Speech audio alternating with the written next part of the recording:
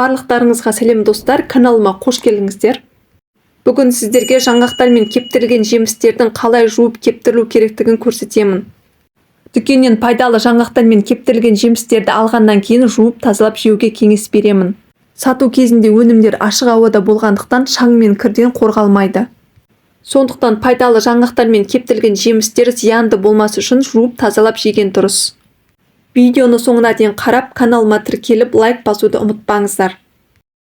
Ең алдымен дүкеннен алынған жаңғақты ыдысымызға саламыз. 4-5 рет жақсылап жуамыз. Мендегі бадам жаңғағы. Сонан соң формаға пергамент қағазын төсейміз. Бадам жаңғағын жайып саламыз. Формаға тағы да жаңғақтар сиятын болғандықтан жартысына ғана салып жатырмын. Барлық жаңғақтарды жуып тазалап формаға саламыз.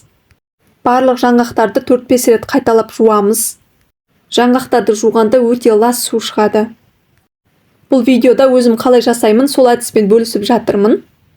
Сіздерге пайдалы болатынына сенімдімін. Менің каналыма тіркелмеген болсаңыздар, тіркеліп қойыңыздар. Алда бұйырса көптеген тағамдардың жасалу жолдарын салатын боламын. Қалған жаңғақтарды екінші формаға саламын. Пергамент қағазын бір алып алсаңыздар ұзаққа жетеді және жұмысыңызды жеңілдетеді.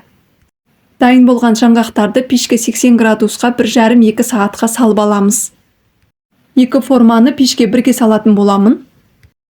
Барлығын осы әдіспен жасайтын болсаңыздар, жаңғақтар арасы толықтай кебеді және қытырлақ болып шығады. Енді кептірілген жемістерді әрқайсысын бөлек-бөлек жуатын боламыз. Әрбір кептірілген жемісті 4-5 рет жуамыз. Жуып тазаланған кептірілген жемістерді таза матаға немесе майлыққа жаятын боламыз. Барлығы толықтай кепкенше қалдыратын боламыз. Әрбір кептірілген жемісті жуғанда өте лас су шығады. Барлығын осы әдіспен жуып тазалап кептіріп аламыз.